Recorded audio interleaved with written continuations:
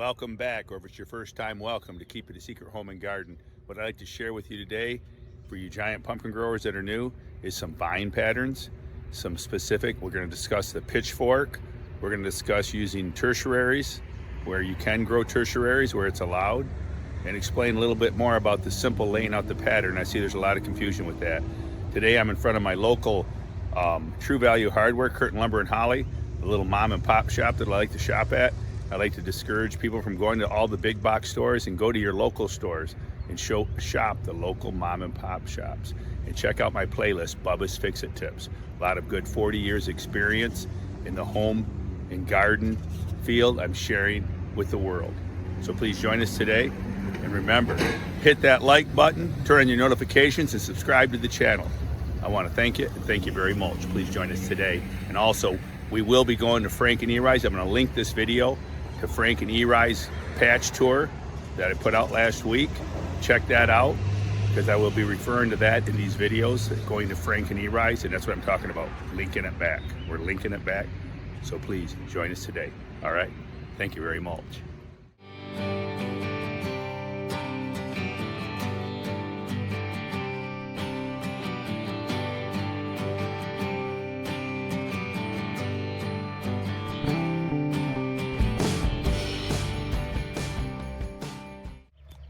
All right, 4th of July update. This is my 2043, which I pollinated on the 1st, so it's 3 days old. I like the shape. Some guys don't like the long shape. I like the long shape. She's gonna be long and reasonably tall. I think there's a lot of possibility.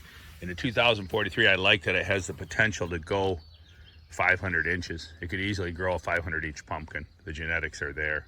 Because I made a lot of mistakes. I made some mistakes in a 2043 that wasn't maxed out at its genetics potential.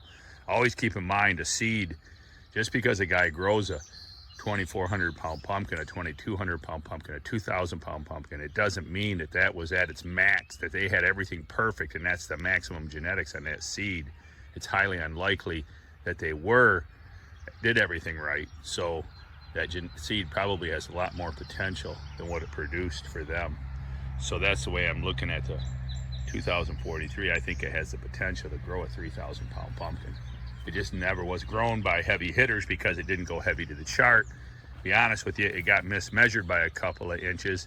It should have went chart. I think a couple of inches should have been deducted off of that, but I'm not going to argue with the officials and their tape measures. It is what it is. All right, right, Gene McMullen? Anyways, I wanted to show you guys real quick. Here's a 2043. Because of the rain, as you can see, vines aren't buried. They're not buried.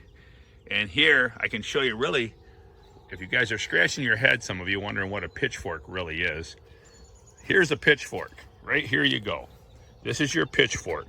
Those are tertiaries growing off the secondary, creating a pitchfork-like pattern. All right, I could leave those. I may leave those. See, there's a secondary coming in late. There's a missing secondary that never developed. You can see that secondary down there. It's just now developing. Talk about a slow starter. And so what I'm gonna do today, I'm gonna get out here and I'm gonna bury some vines, do some weeding, as you can see. Weed, bury vines this morning before it gets hot. It's 4th of July, it's gonna be 90 degrees. I'll be out of this garden by 10 o'clock at the latest. I can't stand being in the sun. It makes me feel sick. I have to work early mornings at 7 a.m. So we're gonna bury these secondaries, pull these apart. Here's another void. For some reason, at this stage in the plant's life, it wasn't getting enough potassium and phosphorus. I threw down some granular potassium and phosphorus. I did some foliar with the mob, and it accidentally, and I think another problem was my amendments. My soil amendments didn't have time to break down. The soil was all deleted. Everybody said, that's a good thing, you're weak at everything. So I threw down my amendments. Well, the amendments take a couple months to really break down. So now they're breaking down, the plant's picking them up. So we're just running a little behind schedule. But don't worry, we can make like a beefsteak and we can catch up. I'm planning on going to Nut Tree, California. If it's in the budget, October 9th, I'll be in Nut Tree, California at the Way Off. I want to go out there and visit with Clint Dyson. I want to visit with my nephew, Maddie, and meet his family and kids. I'm burying vines. I actually took out, these were so tight together, I actually cut out a secondary. It was like 5 feet long. I'm cutting it out because they were so crowded together. I want to let the leaves be able to fully expand and have good airflow. You need good airflow.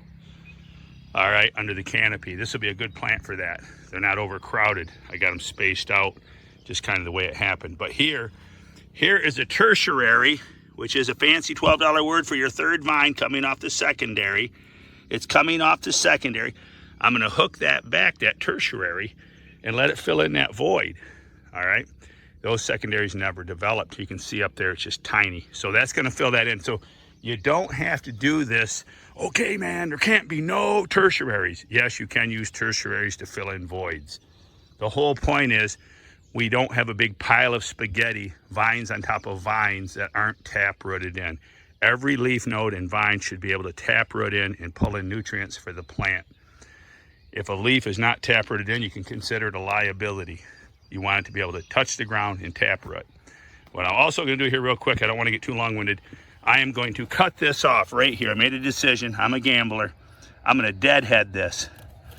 I'm going to deadhead with Bob Walden's knife. Hey, Bob Walden. Hope everything's good for you. All right, we're pulling off the main vine is gone. I'm gonna swing this around so she's not growing into the pole. And we're gonna have the pumpkin set right about here. And we're gonna pitchfork. We'll pitchfork this secondary here and that one there. The rest of the plant will be pitchforked. All right, there you go. There you have it. I'm a gambler, baby. It's July 3rd, running out of time. I'd like to take, you know, an 1,800 pounder nut tree, but that may just be a dream. We'll see with this new soil. All right, I deadheaded this pumpkin. I cut the main vine. She's out, God, I don't know, 15, 16 feet, main vine. I cut the main vine. How would you position this? This is a secondary. I'm gonna let it come over here and pitchfork off this side. We'll pitchfork this secondary. Does she look good? Or should I move her to the right or left? I know I'm not looking good. She's gonna grow that way. The pole's there, but I am in good position for sliding her back. I can park my van over there and I can slide her back as often as I need to. But my question to you, would you move her to the right or to the left? Looking at it. Check out the lumberyard. One of the nice bonuses about going to a lumberyard like this is you can drive up to the pile and they'll put it on your truck for you. You don't have to use those silly carts and haul it up to the cashier. So check out your local mom and pop shops. And hey, thanks for joining us today. I hope you enjoyed the videos. Remember, turn on your notifications, subscribe to the channel. And remember, keep it a secret, but go tell a friend. Bubba's sharing tips around the world.